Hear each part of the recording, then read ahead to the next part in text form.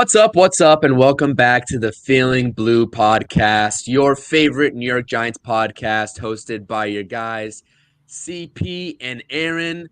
Obviously, we couldn't get our guy Chris. He had some technical difficulties right before this stream started, but we still got Rodney in the house. Want to salute the chat. Chris checking us out. Isaiah Simmons is going to be There's going to be a conversation surrounding Isaiah Simmons today, and he's on the thumbnail for a reason. Had a great performance, but we're here to recap the Giants' loss to the Philadelphia Eagles. Obviously, you can see 33-25. Before we get into that, make sure you're hitting that subscribe button on the channel, bottom right-hand corner as you're watching this. Comment your thoughts and opinions surrounding this New York Giants team and everything surrounding this game that we're going to be talking about, and hit that thumbs up.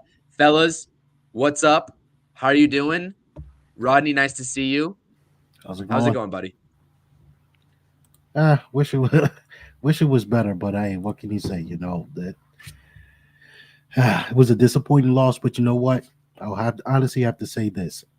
I feel a lot more confident in what I saw from Tyrod Taylor in the second half and how this offense was. It's one of two things. Either we really aren't that bad, or the Eagles really aren't that good as they say they are. So you can pick and choose your battles with that one. Absolutely. Absolutely. I completely agree. I think it's a mix of both. Aaron, what's up? I thought we were gonna get it in the second half, but it looked like a totally different team with Tyrod. And I mean, Chris, you said it before that they should have went with Tyrod from the start when he was healthy. And he's starting against the Rams next week, but yeah, definitely. I think Tommy Cutlets is dead in a sense, not physically. The Lynn Sanity run is over. We got a variety of topics to talk about today. Let's take a short little break and we'll be right back in.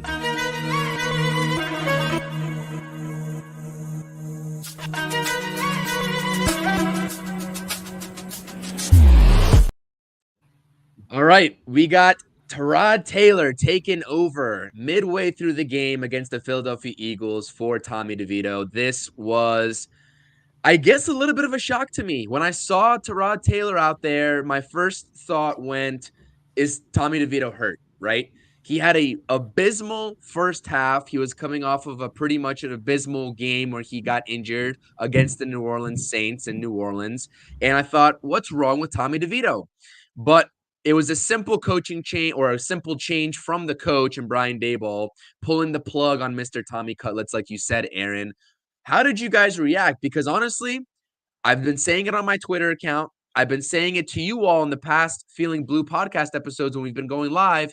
The guy who gives the Giants the best chance at winning ball games, whether that's the goal or whether it isn't, is Tyrod Taylor. And I think Brian Daboll realizes that now. And I'm sure he realized that before as well, when the Giants were still competing right for that top 5 pick, which they're right back into the thick of things in terms of competing for that top 5 pick now, with these 2 losses. But it really isn't a mystery that Tyrod Taylor gives you the best chance at winning. So, Aaron, I'm going to start with you here. What were your immediate reactions, and how did you assess these quarterbacks? Because you can see on the screen here, both had 16 attempts in the game passing.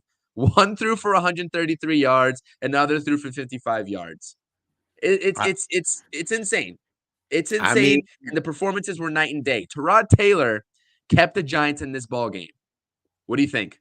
that deep ball at Darius Slayton, you're not going to see that from Tommy DeVito. I think if he was playing that play wouldn't have happened. Listen, I've even said it in the past too. Like, Tyrod Taylor has been a starting quarterback in this league. He did it with Buffalo, brought him to the playoffs. He did it a little bit briefly for the Texans until he pulled his hamstring, and then a little bit in the Browns, but not really. But it just seemed like a more like well put together team. I think it seems like the players are kind of like on the Tommy Cutlets. I mean, yeah, they were supported at one point because they were winning, and then we saw in the Saints game, he kind of just fell apart. And it's even so with this offensive line. It's so weird. Like, they gave up 6 sacks against the Saints, but only 1 with the Eagles. The Eagles are way better than the Saints. So it's just like, I don't even know. But I think our best chance is with Tyrod. I think we can win the next 2 games. I mean, it showed that we can beat the Eagles. This is not a good Eagles team. I'll say it. I hope one of my friends is on here. But yeah, Eagles are not that good of a team. You're on a 3-game skid. They were going to be on 4. And it just looked like that we had the upper hand in the second half. Yeah, absolutely agree with you. And I just want to shout out the chat here real quick. Obviously, we got Chris tuning in here. Isaiah Simmons is his guy. We got Hope all's well, Coach saying coach. sub gents. Salute, Coach. Appreciate you tuning in. We got Josh in the house here as well saying good evening, gents. Shout out Josh. Like I said, if you don't subscribe to these two gentlemen here, all of our links in the YouTubes are in the description down below. So make sure you're subscribing to everybody's channel first and foremost. But yeah, I completely agree with you. Now, Rodney, I'm going to get into your perspective here on Tommy DeVito. And I told you before we even started this live stream, in my assessment of Tommy DeVito's first half performance, it didn't look like he was confident in terms of letting that ball go for one reason or another.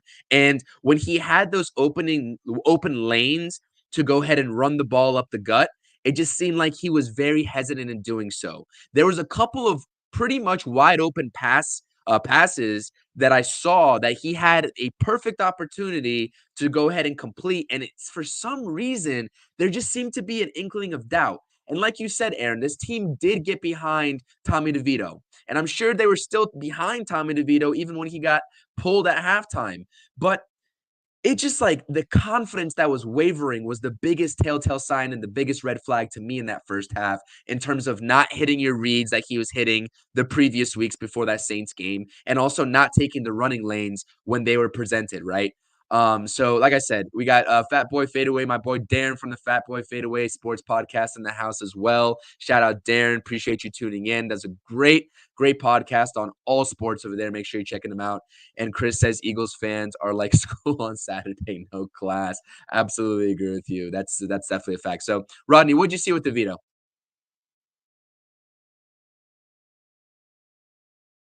I think you're on mute, Rodney. Okay, there we go. There you go. It wasn't the confident DeVito that we were seeing before. You know, I think it was that Washington game where he was just slinging it. He wasn't afraid to just throw the ball. The Saints game, for lack of a better lack of a better way of saying it, the offensive line stunk, and it kind of projected itself onto Tommy DeVito. But this game here, it was just again, I don't think that confidence just wasn't there. He wasn't taking the running lanes as you said, which if they're giving it to you, you might as well take it. Okay,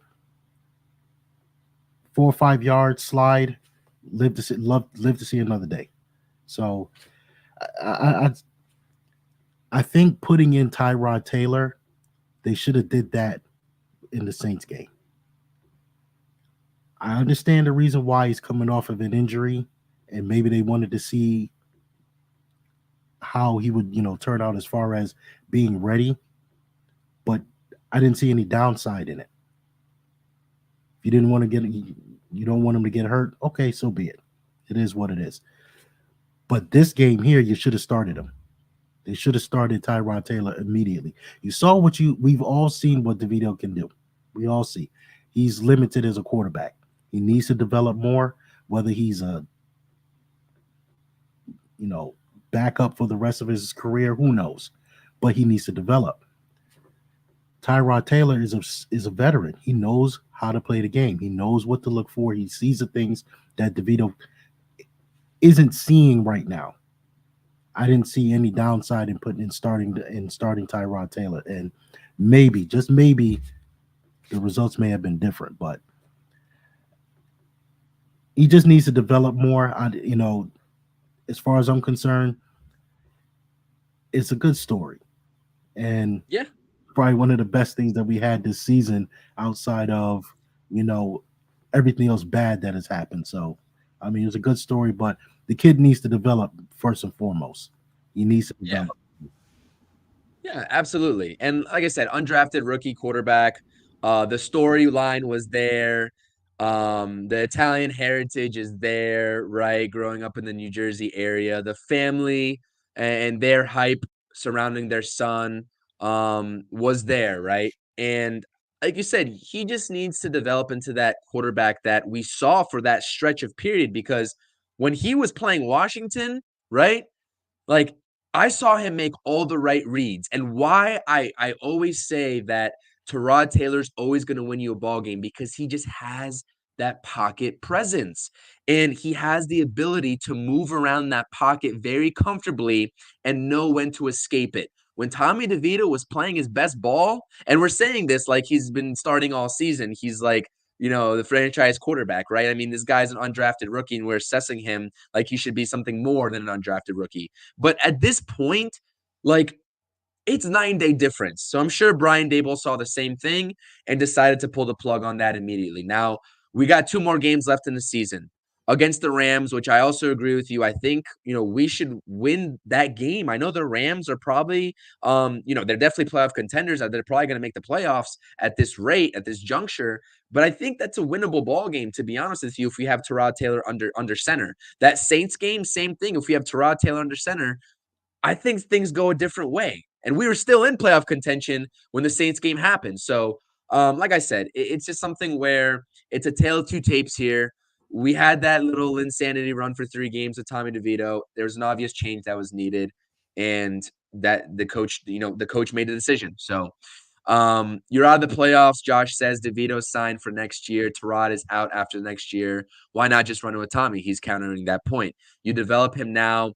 Live play, not from the bench. Josh makes a very valiant point here as well. Like, I don't see Tyrod Taylor coming back to this team serving as either the backup again, right, or serving as a third string quarterback, because we all know that the NFL has allowed that rule to have 3 quarterbacks on your roster, right? So, Tyrod's not going to be here next year.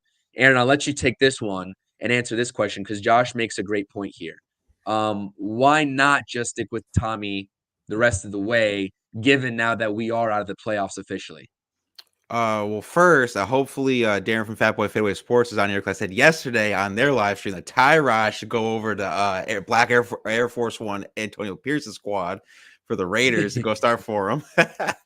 But I don't know. It's kind of weird because, like you just said, we're out of the playoffs. I'm not sure if Brian Daboll thinks that his job's going to be gone just because of the recent history of the last 3 coaches. It's like 2 years and they're out.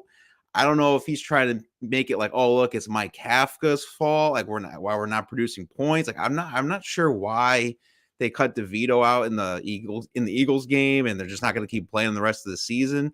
It's kind of just like head scratching what this organization's doing, and it just feels like it's very like mismanaged. And like the guy that we had is out of here, but it really just shows how bad our situation was with him. I don't like to say him because he's the worst GM ever in sports, but yeah, I don't know. It's just very head scratching why we just don't ride out with DeVito. Yeah, and Darren is in the chat. He did not say that last night though, so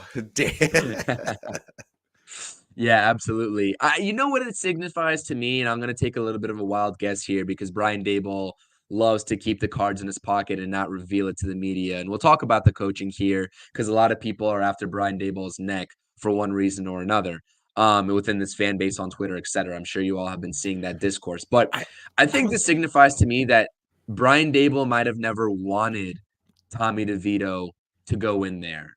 I don't think he ever wanted Tommy DeVito to remain the starter. But the optics on it and the steam that this got from the media might have forced his hand to it. I know that's maybe a lazy take, but that's really the only thing that I can think of here is that, at this point, Josh is absolutely correct in his comment. You're out of the playoffs. Why not just roll with the young kid to see what he has? I mean, 3 weeks, 4 weeks is not enough to evaluate a guy like that, especially not a guy that showed you flashes of brilliance, right? So, absolutely, Rodney, I hear what you're saying. And I firmly do believe that Tyrod Taylor is absolutely clearing away the best quarterback. And that's obviously the case because of the experience factor. But why not just call a lost season and stick with that young guy for the rest of the way? I honestly quite simply can't understand that myself. So like I said, that's my only reason as to why Tommy DeVito's out now is that Brian Daboll really never wanted him to. And who knows? I mean, I don't want to make this a media thing, and it's great that Tommy DeVito had that support surrounding him, but maybe someone in the organization didn't like all the media attention Tommy DeVito was getting, whether it was deserved or not. I got no idea. I don't want to put an answer to it. I hope that's not the reason because that'd be a pretty stupid reason in my book. But there's a lot of factors at play here, so it's hard to at least put a finger on it concretely, especially when Brian Dable is not going to give you the clear answer. What's up? What's up? We got Svi in here. I believe that's how you pronounce your name, but shout out to you. I appreciate you tuning in. This is such a That's just cool Miz. Just call him just Miz. That's it. Miz. Okay, cool. Miz. What up, Miz? I appreciate you tuning in. I was wondering how to say the name there, but I appreciate you tuning in. This is cool that X has now the feature to say, get your comments in there from the X platform onto StreamYard. So that's dope. Appreciate you checking out the stream. Like I said, the quarterback situation is the quarterback situation. We'll go ahead and move on to the next topic because Tyrod Taylor's the starter now. It's as head scratching as it is. If the Giants want to win ball games still and give themselves the best chance to win these ball games in the last two, Rodney, I know you don't like the whole tanking situation in that aspect. I quite Hell frankly no. don't. I know you don't. I know you don't. And that Hell and no. Tyrod Taylor gives you the best shot to win. So I know you're happy about that. But let's take a look at some individual defensive performances here because if Chris still is in the chat, I know he's gonna like this one. His guy, number 19 here, Isaiah Simmons, balled out. And this is a guy that's on a contract year. And he came over. The Giants took a chance on him in terms of the sample size that we saw in college and where he was drafted at. Obviously, a guy that the Giants fan base, not only, but the organization highly covered coming out of the draft out of Clemson years ago. It didn't come to fruition. He went to Arizona and they mismanaged him. It feels like Isaiah Simmons is comfortable in this Giants system. He's on a free agent. He's going to be a free agent this offseason. Obviously, I think the play here is to extend him depending on how the contract talks go and how he's performed this season. But I just want to take a minute to just give him his flowers, right? A guy that a lot of people were having discussions surrounding, a lot of people calling him a bust when he was still with Arizona. Got a chance to come over with the Giants, a change of scenery, and he is a very versatile player. Very versatile. He was all over the place on the defensive side of the ball, batting passes, and we saw him on the special teams unit make a great play to open up that second half and pushing the blocker into the returner to force the fumble. And I believe he also recovered the fumble himself, right? If I'm not mistaken. Yeah. Okay, Yeah, I so believe he did. Yeah. absolute talent here, and I really hope the Giants do find a way to bring him back. And obviously, you see here number 25, Deontay Banks, stud. I mean, he held A.J. Brown in their matchup, I believe, to only, 17 yards, something like that.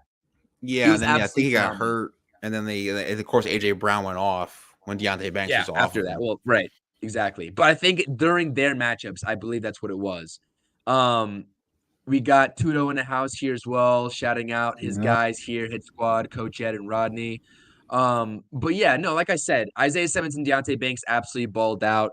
Bobby Okereke obviously leading the stat sheet again in total tackles for this team. Bobby Okereke, I mean, outside of that bogus delay of game call that the Eagles got bailed out on when Jalen Hurts decided to stay in bounds as time expired in the first half, Bobby Okereke has been far and away I think the best Giants defensive player, maybe outside of Dexter Lawrence. Absolutely. And you could probably even make the case that he's been the best, to be honest with you, with the actual stats that he's been producing while Dexter Lawrence is getting double teamed. So let me know what you guys saw with this defense. Obviously, we have to talk about the missed tackles as well. That was an ugly facet of this game. The missed tackling continued to plague this team. And but the defensive performances on an individual basis were something to make note of. Simmons played better than McFadden last game as well, Chris is saying. And he set up that Saquon TD with that forced fumble. Absolutely a guy that Chris and I can definitely get behind. I'm sure you all as well. So let me know what you thought about the defense, Rodney. We're going to start with you first. I'm not going to sit there and say that they did a fantastic job because they didn't, especially with the missed tackles. That is something that it's played the Giants off and on this whole entire season. You know, as far as Isaiah Simmons go, look, I'm going to go on here and say this. I wanted him to get drafted by the Giants the season that, when he was it the 2021 season. We got Andrew Thomas. I'm not say that was a bad pick. We needed a left tackle. We got a left tackle, and the fact that he was available and they went ahead and they got him from Arizona. I mean, that was just like music to my ears when I heard that it happened. I don't think he's being utilized correctly. That's my only thing with that. But in the sense of where he is now, I didn't expect him to play as well as has been playing, even though he's coming in mainly on just third down situations. But the Monday night game, he really showed out. And I truly, truly hope that somehow, some way, they're able to get some sort of contract squared away to where he's here, because I think he's very beneficial as far as the system, Wing system.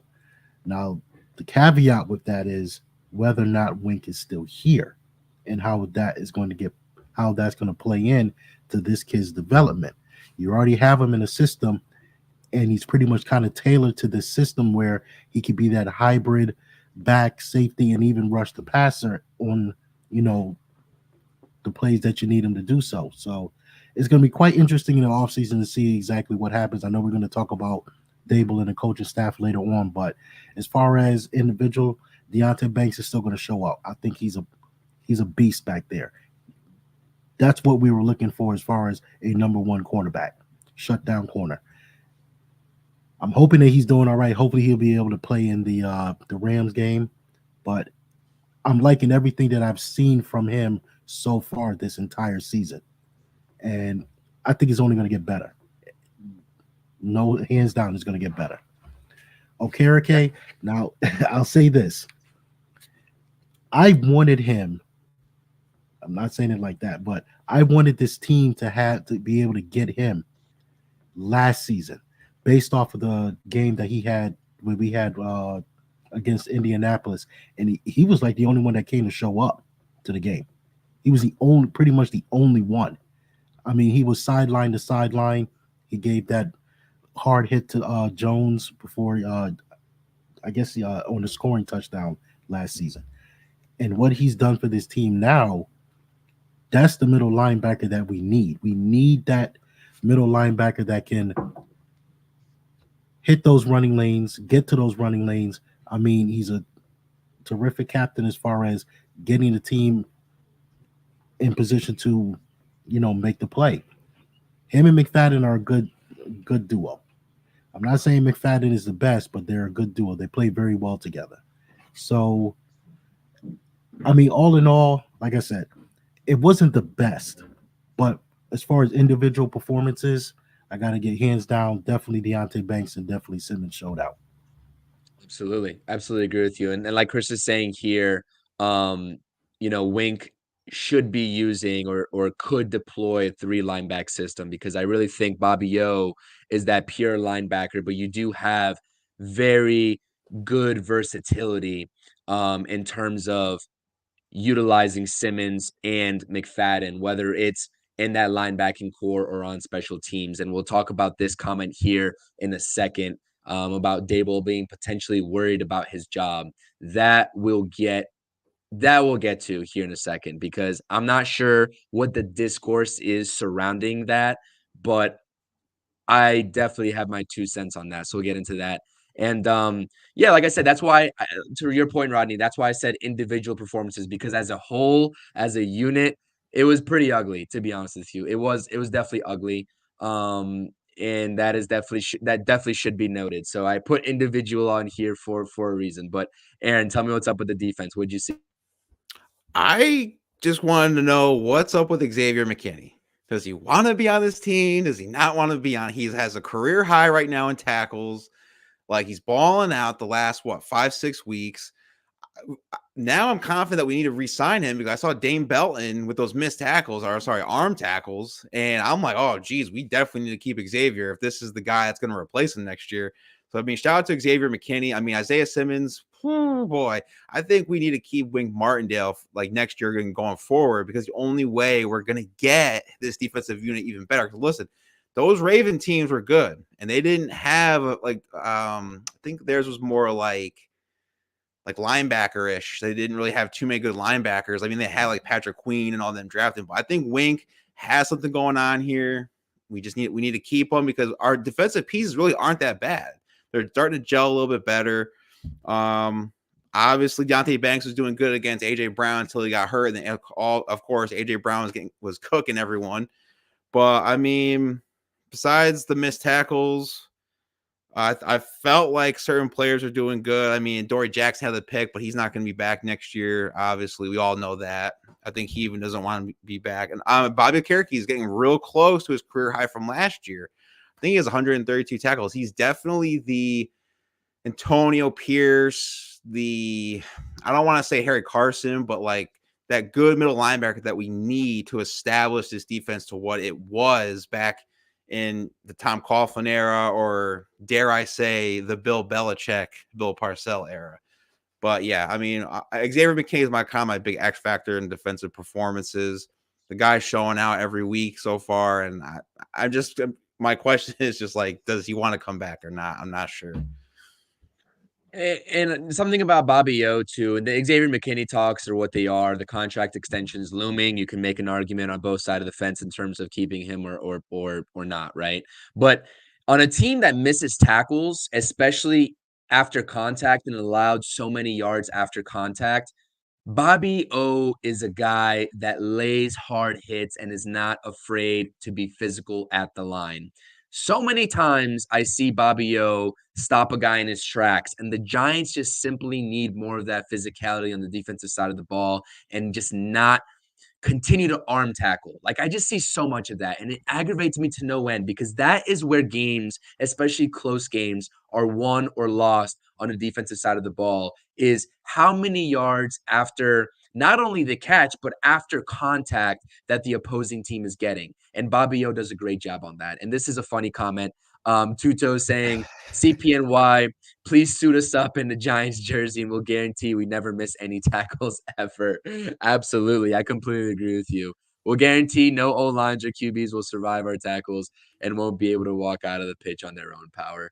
Yeah, like I said, I mean, if I could suit up and if I could suit up in the Giants jersey and give my all, I definitely would. But these are what these guys get paid to do, and it's a shame that they are not tackling with as much urgency as we would like. And like I said, we are fans at the end of the day, but these guys have a job to do. And in terms of the tackling department, they just haven't been doing it. And that's just simple. What up, Miz? What up, Miz? Appreciate you checking in. Definitely subscribe to everybody's channels down below if you haven't already, but I appreciate you checking in, and make sure to drop those comments on this team. We'll get to everyone's comments. We got Darius in the house. Yeah. What up, Darius? Appreciate you. My guy Darius, always supporting when he can. Appreciate you hitting the chat, Darius. Always appreciated. Let's get into some of and the defensive performances when we can get into a little bit, even with the takeaways, but let's get into some of our overall takeaways on this game. Just thinking about this game as a collective total. And like I said in the last stream that we did when Hit Squad was up here and he didn't have any power outages, but shout out to Hit Squad though. Things do happen. Make sure to subscribe and follow his channel as well. Show our guys some love there. I put these graphics of these players up for a reason, right? I put them in there deliberately to have a discourse and a discussion about them. I did it on defense for Simmons and Deonte Banks. And as my takeaways here for this game, I put Azeez and I put Darren Waller up on here. Now, Azeez got a very big workload in this game, right? He got a very big bulk of snaps in this game. I think he only had one tackle in this game, and his presence wasn't really felt as much as I would like. And Darren Waller, oh man, Darren Waller. I'm going to let you guys sound off on Darren Waller here at first, because this is a guy who the Giants brought in to be that guy, right? For any quarterback that was under center. Now, I understand that the offensive game plan is the offensive game plan. I understand that basically him getting targets is not something that he can help, right? Get separation, get open, and get a target when the quarterback's looking your way. But I'm not sure I'm confident at this juncture, and it's sad to say going into week 17 that I'm confident in Darren Waller's ability to make those tough catches and to make those catches in traffic that we're all accustomed to seeing out of Darren Waller when he's able to stay on the field. Obviously, coming back injuries plaguing him once more this season, I believe with that hammy or that leg. I, I don't know what to say anymore. I don't know where we go. I don't know if the Giants are going to keep him. I don't know if they're going to try to move him and flip him in the offseason because that's also certainly a route the Giants can take. Shout out to Talking Giants and their Twitter account. They ran a poll about Darren Waller and what the fan base would like the Giants to do in the tight end department because Daniel Bellinger had himself a solid game. Daniel Bellinger's a guy that is a decent blocker, not an elite blocker out of the tight end position, but he's a decent blocker, a better blocker than Darren Waller. But he's also makes those catches. And I'm probably a little bit more confident in Darren Waller's or in Daniel Bellinger's ability to hold on to the ball more so than Darren Waller right now. And that should not be the case. Far and away, the better player is Darren Waller. Far and away. So to have this type of discourse and come on this podcast surrounding this Darren Waller topic is shameful for me because I don't want to have this discourse surrounding him. I wanted him, and Aaron, you've been doing this podcast with me from the start, how much we were raving about Darren Waller. When we saw that one and only preseason game he went in and saw that 2 tight end set with Daniel Bellinger and Darren Waller and how they were working that opening drive, also happened to be the only drive that Daniel Jones, I believe, got in the preseason. We were ecstatic. This season has not brought those results. So, Aaron, let me know what your takeaways were of this game, and maybe not just limited to these two, but these two definitely I wanted to have a discussion around at least. Yeah, with Darren Waller, I mean, he's had worse quarterbacks than what he has on the Giants. I mean, Darren's saying it right here. Darren Waller seems like he has lost the speed that he had with the Raiders. Every time Waller gets hit, he's like, yeah, exactly. I mean, right now, I just looked at it 6 hours ago. He didn't do the walkthrough today because apparently he has now a knee issue. So I don't know what's going on with this guy, but I mean, his best game was against the Commanders when he had the 98 yards and the touch. I mean, it's a good thing we have Daniel. Yeah, it was a good thing it's a good thing we have Daniel Bellinger because he's a sufficient tight end too. But I mean, I don't know, man. Maybe we got him too late because he's only had 2 1,000-yard seasons and was with Derek Carr. And that's interesting. And yeah, I don't know. I don't think we can move him just because of how his contract is and who would take him. That's the question. And as far as Azeez, I've been saying it. We got to cut that guy loose next year in the offseason, this year in the offseason, because he can't stay healthy. He's always on the injury report. When he does play, he's either night and day. What was his best game against the Packers when he had that half sack with Dexter Lawrence? That's kind of really it. I mean, he doesn't really do anything. It doesn't make that big of an impact that we thought he would when he was at Georgia. Yeah, absolutely right. Absolutely right. And like I said, the comment section is getting interesting. I want to make sure to shout out everybody in the chat. A lot of interesting comments here coming from Miz. Jordan Renan reporting today on ESPN that he believes not only Shane is drafting a quarterback, but definitely willing to trade up for one. Obviously, he's been to 7 of May's games personally, and that's all he needs to know in terms of who Joe Shane is targeting in this draft.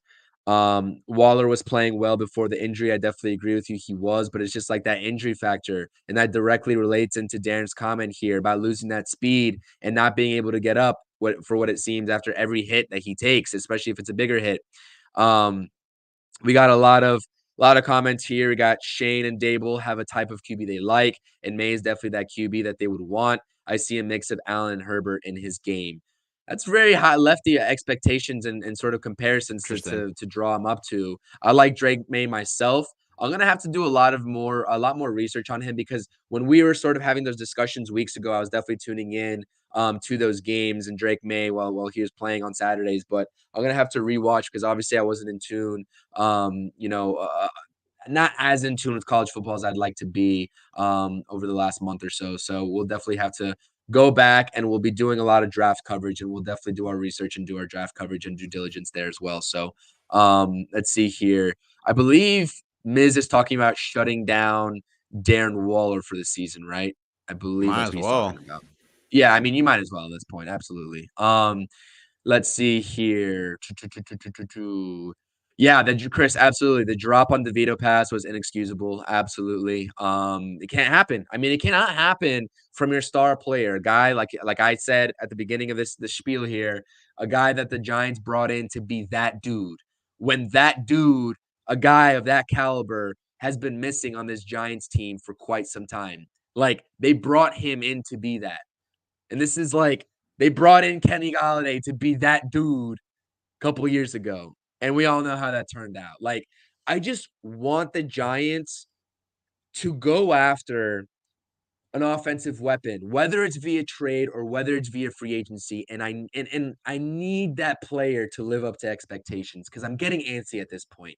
It's getting to that point where I'm getting antsy. And I'm not going to bring in Jalen Hyatt's name to this conversation because he's a rookie. And we all know the skill set that he possesses just happens to not match up with the quarterbacks that we're seeing right now in terms of throwing the deep ball. I mean, Tyrod Taylor is one exception, but Daniel Jones at the beginning of the season, right? Failure to deliver those deep balls to Jalen Hyatt. I mean, Jalen Hyatt had a breakout game against the Arizona Cardinals, and then we hadn't heard of his name, for weeks since then. So, like I said, a lot of discourse to be had about the weapons available on the trade market upcoming. I know we were all talking about Mike Evans at the beginning of the season because we thought that the Giants were in a position where they could compete and be competitive now and build off of last season.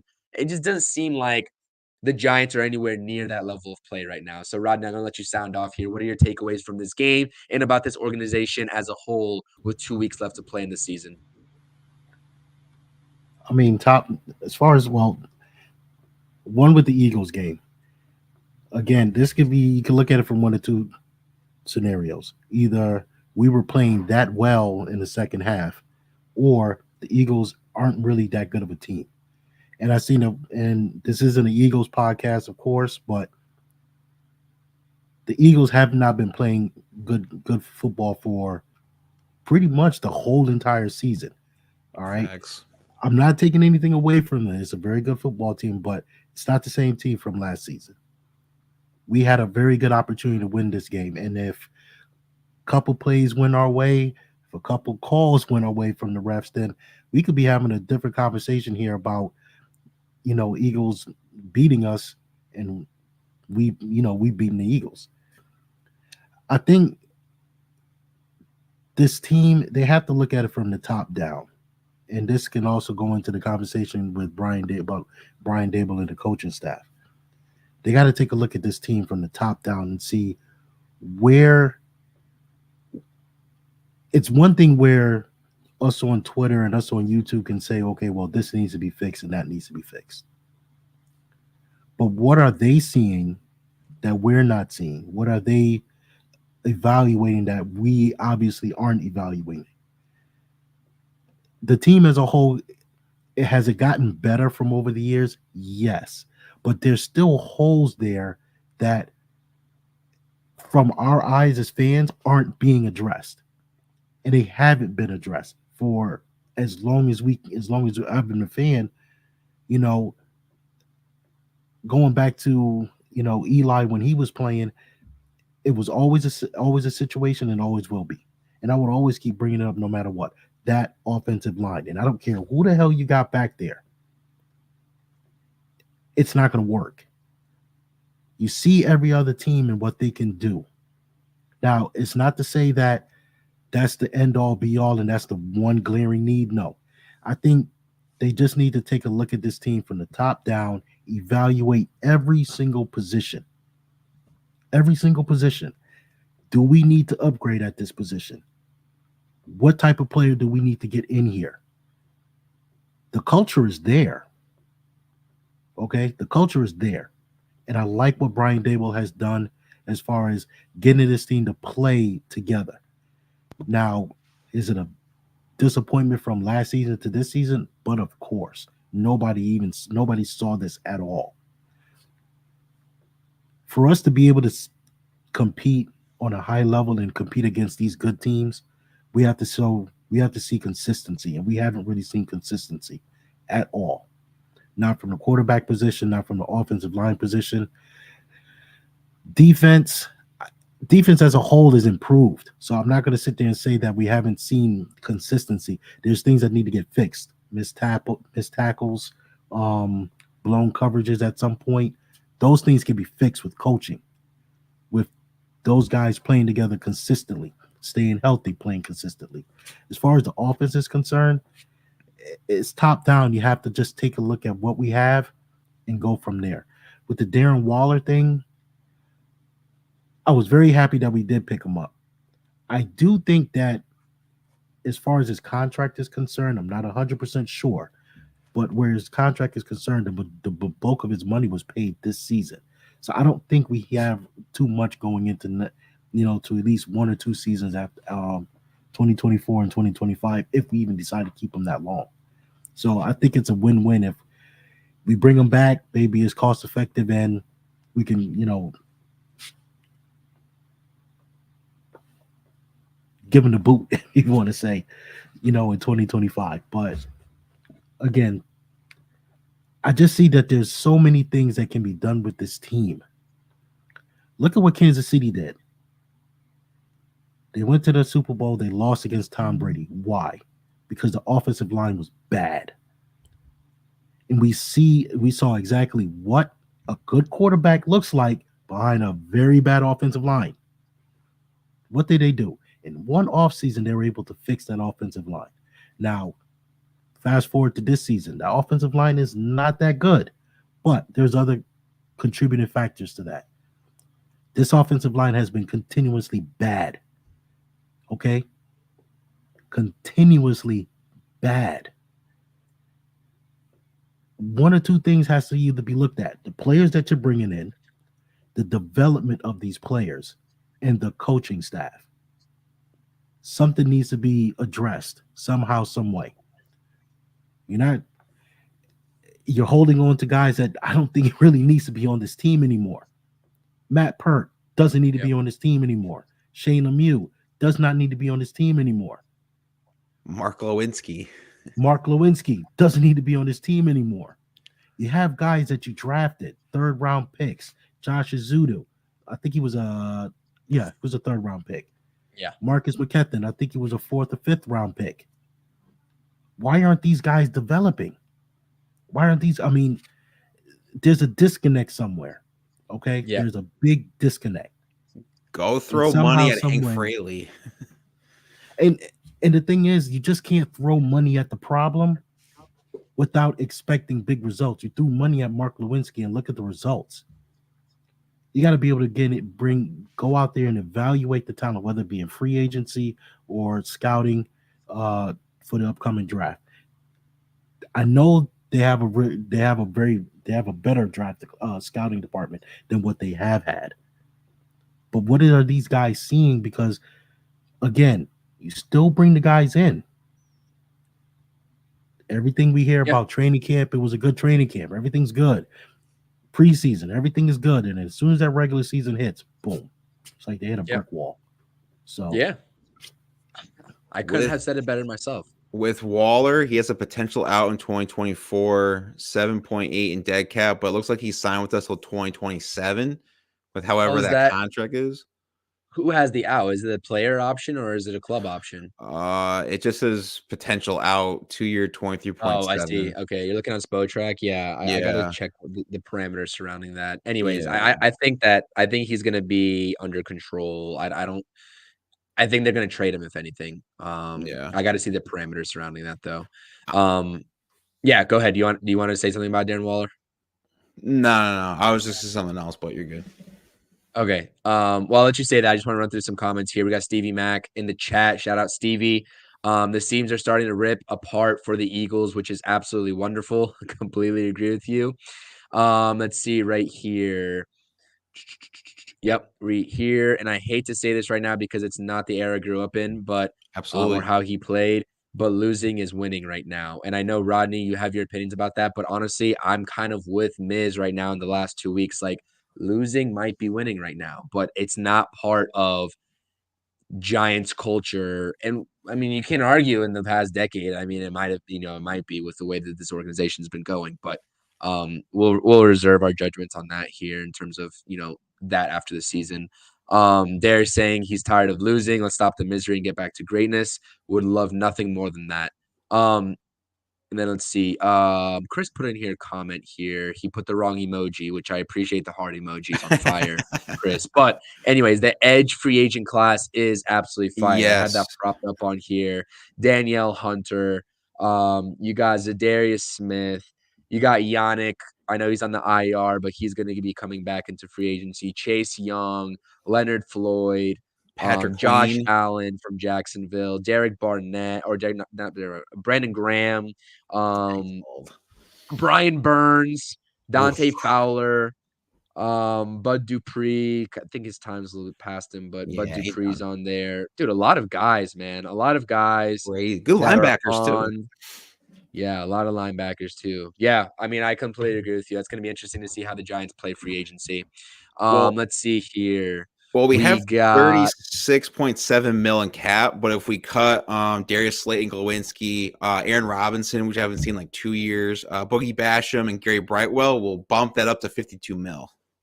Ooh, So I if don't see Darius Slayton being cut though. I no, don't see I don't see Darius that. Slayton being cut. If I'm Joe Yeah. Shane though, you got to cut everything Dave Gettleman. I don't, you know what I mean? Like whoever's there that's been there, you just Sure. cut that whole slab off and just start. Because we've said it too. Joe Shane era will start next year. This is finally Joe Shane's era. Dave Gettleman destroyed this Giants team for 5 years, didn't do anything. And with the Hank Fraley, he's the Detroit offensive line coach, and look what they're doing. And they were doing the same thing as us, drafting no lineman, Penny Sewell.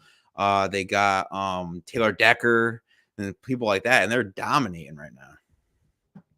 Yeah, absolutely agree. And Chris is right. O'Shane was released, so he's no longer here. I know our guy Zane Belt guy was really happy about that. So no more O'Shane Zimenez. Let's see here. Chris says good QB play mitigates bad O-line play. Still, this is a both and situation where we have to get both of these right. Absolutely. Fix pronto. Can I chime in Yes, on we that? are going to talk about this. Yeah, talk about that real quick before we get into this. I get what you're saying, Darius. Good QB play mitigates bad O play. I get that. But you're forgetting the consistency and the continuity of the team where that's concerned. Let's take a look at, and I'll bring them up, San Fran. Okay. Now, Monday night, they played a horrible game. Baltimore got after them. But other than that, that's pretty much the only game that I can really remember dating back to last season that I actually saw where the 49ers couldn't even their drop back pass. They were literally in every aspect, they were halted from doing what they wanted to do. In every aspect. Now, mind you, San Fran is not a team that's built to play from behind. They're built to play from in front. The reason why they got McCaffrey and Debo and Kittles is because if they could put up the points, now you got to fight back. All they got to do is pretty much do. They can count on McCaffrey to keep running the ball and play action pass. That's their bread and butter right there. You make San Fran play drop back pass, and you can get after them. It's one of those things where it's hit or miss. But you have to have consistency on that old line to be able to run the ball effectively, pass protect effectively, to be able to give your quarterback time. I don't care what type of quarterback you have. You can have the worst quarterback back there, but you got to give him time. Now, I'm not talking about 4, 5, 6 seconds because that's not always realistic unless he's scrambling to gain those extra 3, 4 seconds. I'm talking about a legitimate 2, 3, 4 second drop back to be able to give those receivers the opportunity to get open. That's what I'm referring to. That's what I'm talking about. Consistent all-line play. Consistently. And I mean, again, it's not going to happen on every play. But I'm talking about whereas our quarterbacks, as soon as he drops back 2 steps, there's 8 guys literally rushing him. Literally. That's not good offensive line play. And I don't care what type of quarterback you have. No quarterback is going to succeed in that. No one. You can run the list down and say, well, Jalen Hurts this and Patrick Mahomes. Okay, they're a rare breed, but you still need a good offensive line. You still need a good one. So again, I'm not saying that a good quarterback doesn't mitigate that. By all means, he does. But to keep that quarterback upright, one, to keep that quarterback healthy, so you can Yep. have longevity in that position, you have to get that line solidified. It starts in the trenches. Always has, always will be. Yep. That's And you my see, that's my take on that. yeah, I mean, you see how Detroit built their O-line too from the ground up, right? That took a couple of years. Shout out our guy from Sunny Days Media, Sunny Days in Detroit. And congrats to them though. They clinched their first NFC North in since 1990 something. So shout out them. I 93. know they're celebrating hard. 93, 30 93, right? years. Yep. And that O-line is pretty decent, right? And they built that from the ground up. And you even take a look at the Chiefs this year as well. I get that, they've had really good success over the last, few years under Patrick Mahomes, but even now that O-line is taking a toll on Patrick Mahomes, and we see that getting to him, right? And even a quarterback of that magnitude, it gets to him. So absolutely. It is a give or take kind of thing. And Rodney, you are right. And Darius, you are right too. I firmly do believe that under certain circumstances, good QB play mitigates bad O-line play. But Rodney, I think, is also the consistency. He just said the consistency. That's been the issue for the Giants moving forward. And it's expected, it's to be expected that this Giants offense is still trying to, well, I should say they've been trying to build a good O-line for the better half of a decade, but like it shouldn't take that long. But like you said, Aaron, is a great point. Like next year is really the Daboll and Shane era, and we're going to talk about that here in just a second. But I can't do a Giants Uh, Eagles recap without talking yeah. about these damn refs. I can't do it. I can't do it. Shout out Chris. Are we going to bring up the BS calls on JMS, Bobby O, and that no call against Wandale? And even the one on the last play of the game where Terod threw the int. I mean, Saquon getting pushed out of bounds when the ball is midair. That's absolutely ridiculous within itself. But absolute bogusness. I mean, JMS with the head bob movement, that is a football play. There was no abruptness there. That was absolutely ridiculous. He was fuming and he had every right to be. Even Dean Blandino went on, and when he was brought up saying, I didn't really see anything abrupt about that. That was just normal football movement. Bobby O, how many times do we see delay a game penalties get called in this damn league? The Giants pretty much lost. I forgot what game it was earlier this season. They were getting that done to them when they had time ran out on them in the first half and the clock ran out. And everyone's like, what the hell is this clock management? But people were laying on top. Do you guys remember that game? What game is that? Can you guys help me? I'm trying I to think think. that So, was Was it that wasn't Buffalo? That was Buffalo. That was yeah, Buffalo. that was yes. It was Buffalo. Buffalo. Yeah, that was Buffalo. And that should have been a delay game. That was even more blatant than what Bobby O did in this damn game. Ridiculous. And then that no call on Wandale. I mean, the ref's right there. There's no excuse for that. So this is bogus, man. This is bogus. I And the mean, ref holding this the is not ball. the We had 10 seconds left. Darren Waller literally yeah gave it to the ref, to him. and Yeah. the guy's just standing there like Yep. this. I'm not going to say this is the reason why the refs lost the game. I hope that's not what anybody watching this Oh, takes nah. away from this point. But like when we see that on a consistent basis over the course of the 4 quarters, like you just have to call it out because it's just laughable at that point. And I expected nothing less. I expected nothing less. The NFL officiating has been horrible for years now, right? And they've been inconsistent for years. Even going back to replay in New York, you wonder sometimes what they're looking at. Like you have replay centers for a reason, but you still can't get the correct call sometimes.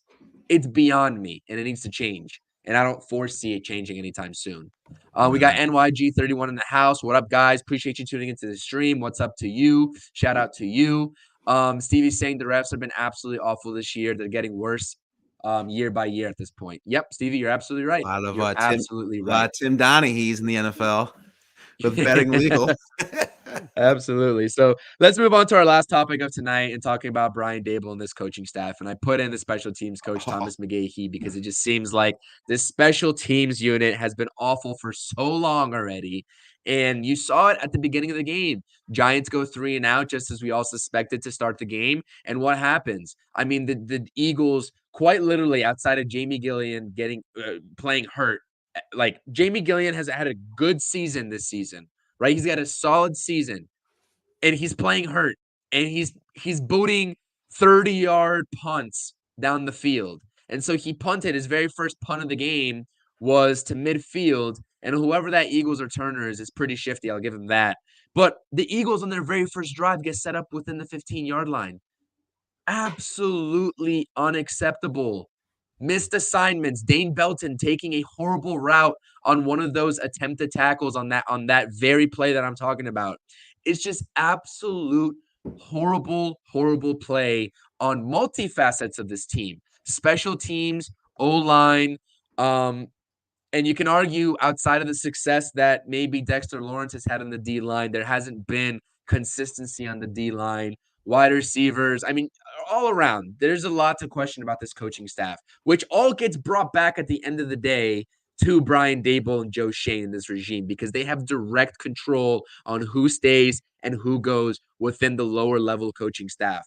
So, Aaron, accepting and realizing what you said about this being the last year, or the last year that we will cut Daboll and Joe Schoen slack, given that we are transitioning now in terms of the roster personnel over from a Dave Gettleman type of mixed team over to this newly solidified regime.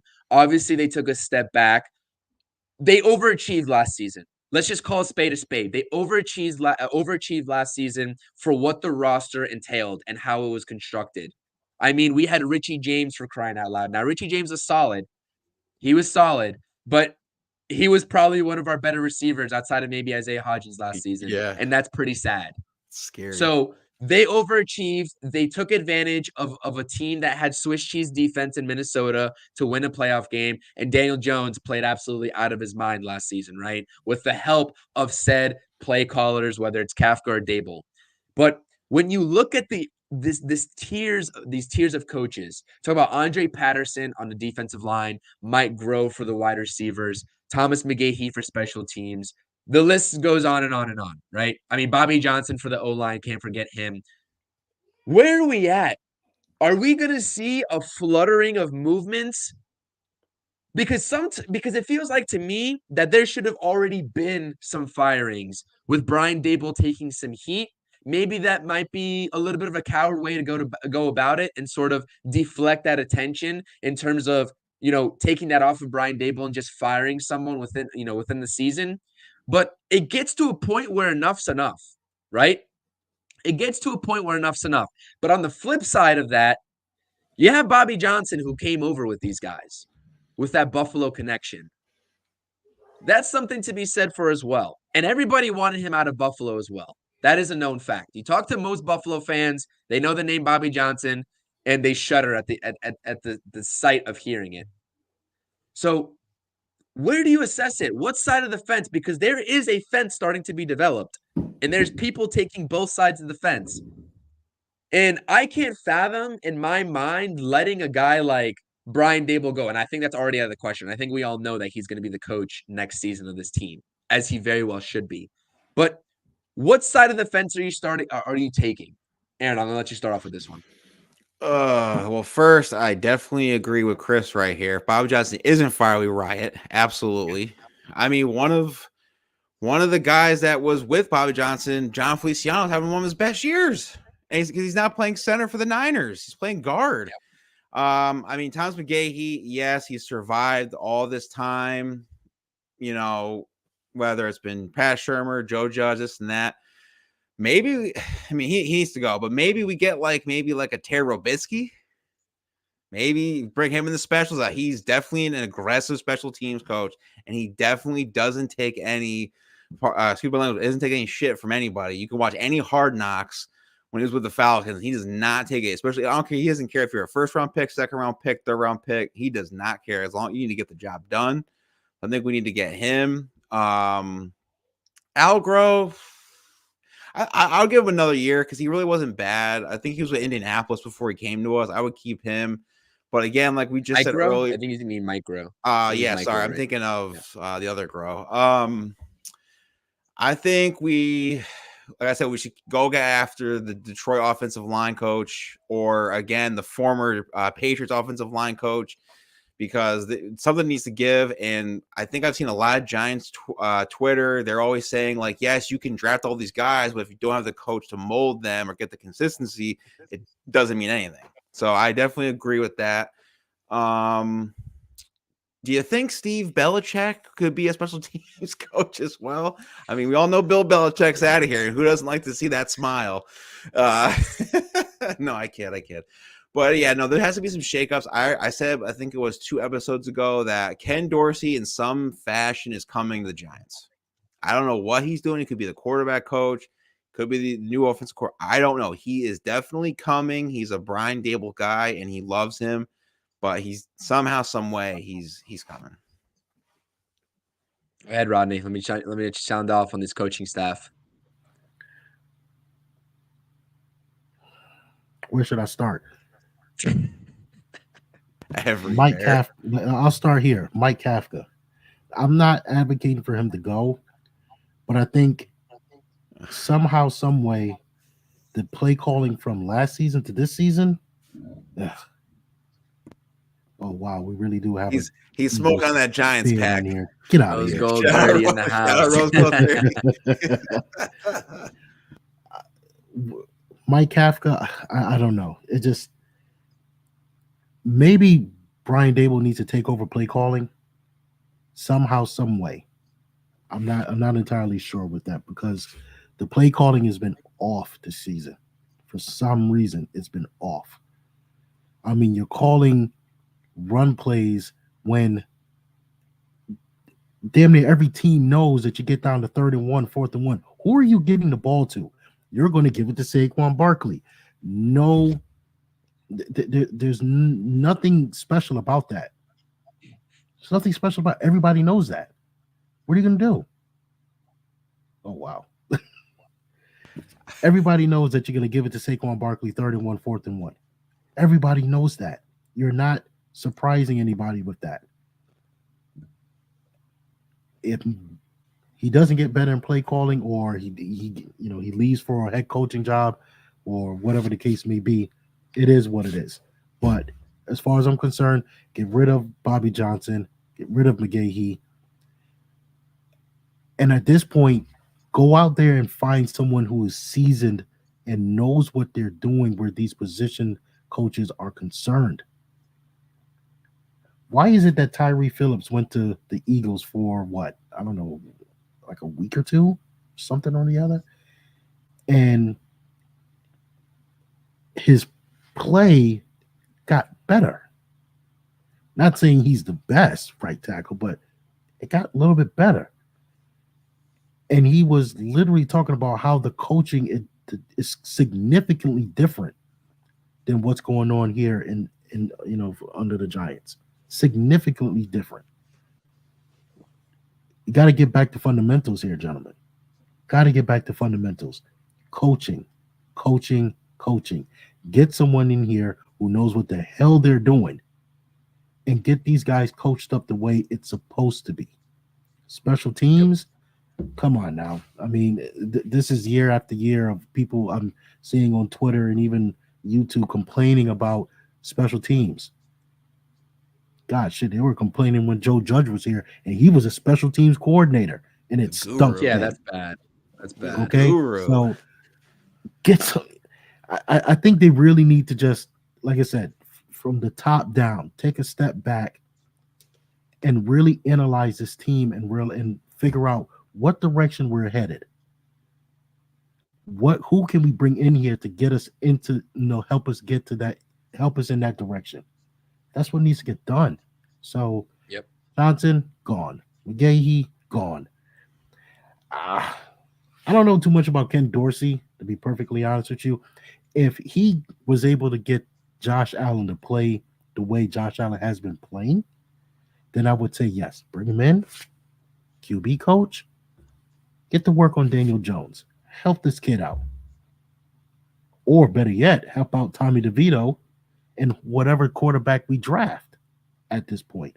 But get someone in here that knows what they're doing in all aspects of the game. And above all, coaching matters again, gentlemen. I think Darius Smith said it. Yes, coaching does matter. And we can't keep throwing draft capital at the same position over and over and over again, thinking that's going to fix it. And we already know that the bottom line is if you're not coaching these guys and developing them, it doesn't make sense. Yep. So what is it? And here's even another caveat to that as well. You have guys that leave the Giants and then go and succeed elsewhere. Yep. There's something to be Sounds said. like the Mets. And I mean, not to throw good to the Eagles, but with Rose Gold dirty. But look at Jalen Hurts this year. He lost his offensive coordinator in his stitch. He has was it Brad Johnson, whatever his name is, and he's not doing as great. Yeah, coaching definitely. That's one thing that I was gonna point out in the takeaways too. Jalen Hurts did not look great in that game, at all. He looked dysfunctional. He didn't look on the same page, whether it's his fault or his receiver's fault, but they definitely were on the same page. There was visible frustration there between him and AJ Brown as well. So all takeaways there that we missed, but absolutely. Like I said, I don't really want to talk about that team because they are still, the record says what they are and all that, but we got our own issues to sort of talk about here. But yeah, absolutely. I completely agree with you there. Now, I think it was very evident to see Bobby Johnson implementing that little merry-go-round of linemen in terms of, taking snaps in training camp or preseason under different positions instead of having a solidified line unit. The versatility, I guess, is good, but if you can't even get a guy to be great at one position, what's the use of trying him out at another position, right? If that's not don't force it, right? If you think he's a better fit there, fine, but don't flip-flop him. And there's no merry-go-round that needs to be happening here when you talk about the rotating of guards that was happening. That kind of irked me. So there is a real concern for Evan Neal moving forward. Obviously, he's been shut down ever since you saw us here last live. He's been shut down, I believe, for the rest of the season. And year 2 was another bust for Evan Neal. So we'll see if he takes that year 3 leap a la Andrew Thomas. But with the way that it's looking right now, it's looking like a pipe dream. So we'll monitor Evan Neal's situation. But one coach that we did not mention here and has been probably the most controversial coach has been Wink Martindale, Mr. Blitzman himself. Now, I believe the Giants blitzed the Eagles on over 70% of the plays this past Monday on this Christmas game. And, it worked. It flustered Jalen Hurts for the most part. There were a couple of plays where I feel like the Giants should have sat back and played that cover 3D, but they sent the blitz again. And maybe it burned them, right? I mean, we could talk about the game rewind and some specific plays there, but for the most part, it looked like they had Jalen Hurts flustered with the blitz. And also just for the simple fact that he was not on the same page with the receivers, that definitely helped, right? Wink Martindale, man. I mean, I would love to see Wink Martindale back. I'm just very uneasy that we're going to see that happen. I mean, I think the media is playing up the rift between him and Dable. I think the media is playing that up a little bit more than it is. But I'm honestly getting a sense of I'm getting a disheartening sense surrounding Wink Martindale returning next season for one reason or another. And I'm not quite sure what the fact of that matter is. I'm not sure why. I'm not sure what the answer is to that. Not even sure about who would replace him immediately off the top of my head. So I'm not sure if you all have any takes on that, but that's my last point before we get out of here is the uncertainty surrounding Wink Martindale. So whoever wants to chime in on that can certainly feel free to do so. I mean, the only thing I'll say about that was with the blitzes is that we couldn't stop a 3rd and 2. He got the first out. It was like an extra 10 yards, and we couldn't stop a 3rd and 20. And we're blitzing so much. So I still think we should keep him. I said it earlier in the show. And I think once we get his guys, I think if we get Leonard Floyd, Patrick Queen, we get some more of a Wink Martindale type players, I think it'll come into fruition. But I mean, New York media just they need to go somewhere. They really do. I get it's the Big Apple. You criticizing players, but even coaches. But it's just annoying because they have no idea what they're talking about, and they're not in the room with all these coaches and players and stuff. So they need to kick rocks. You know what? I'll second that. I don't think. Well, Darius, you're right. He is coming back. That's what I'm going to say. Wink is coming back. Yeah. And as far as I'm concerned, this defense has been playing awfully well, despite the bad tackling. Yeah. We got a lot of players on this team, defense included. I mean, offense, defense. We got a lot of players that really aren't contributing. Aaron Robinson, not contributing. Darnay Holmes, barely contributing, and when he does, it's horrible. All right. Cordell Flott. Last like 2 weeks. Honestly, I think he needs more reps. He needs more reps. So that's all I'm going to say about that. But why are we going to go through this whole dog and pony show with going and getting rid of Wink, bringing in some other guy, teaching, showing them and implementing a whole new defensive scheme, and now we got to see whether or not these guys are going to take to that because they're so used to Wink's scheme. First off, Wink's scheme is predicated on creating pressure. Oh, I'm sorry, manufacturing pressure from different positions. It's not predicated on just the edge rushers getting home. The problem is that we only really have one edge rusher that gets home. So if we have another premier edge rusher on the side, maybe that mitigates the fact of him having to blitz all the time. Maybe he can sit back in a cover 2, Tampa 2, cover 3. Somehow, some way, you get the right guys in here, get them coached up, get them used to the system. You keep Wink you have to keep him. Now, I get the whole thing where him and Brian Dable's not getting along. Who cares? Okay, like seriously, Who cares? You're telling me that every coaching staff gets along with one another? Bullshit. Buddy Ryan and Mike Dickover did not like each other at all. There you go. Okay, come on now. There's going to be things that Wink does that Brian Dable is going to literally, if he had hair, pull his hair out. Okay, literally. But Wink is who he is. Wink is going to come at you on damn near every play and is going to pretty much dictate to you as what this game is going to be. I'm going to blitz your ass. I'm going to continuously keep coming after you. Beat me. I'm daring you to beat me. Does it happen? Of course. It happened in Baltimore. Bring Wink back. Get him his guys, and let's see what this defense can be. And as far as everybody else concerned, Brian Dable, I've even seen chatter as far as Brian Dable needs to go. We're going to get rid of another coach after 2 seasons again? What are we doing here?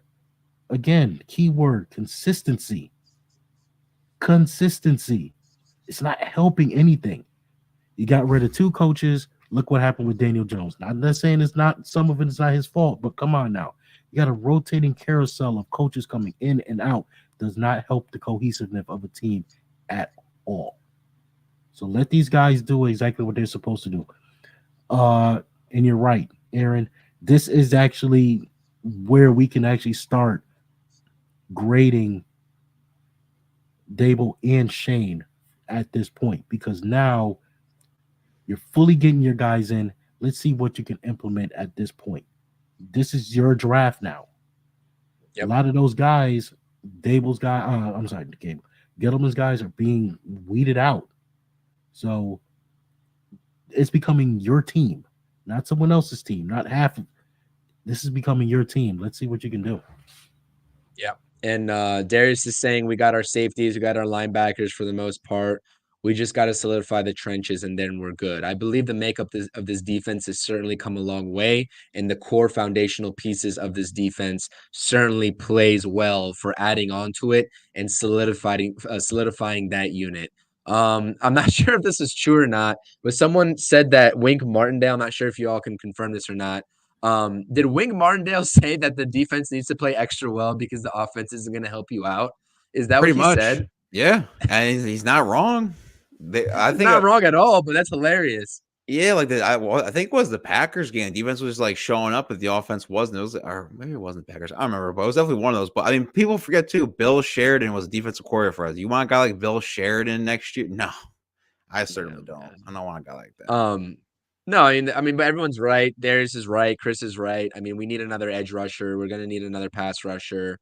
Kayvon was. We haven't talked about him at all this podcast for a reason because he didn't do much, right?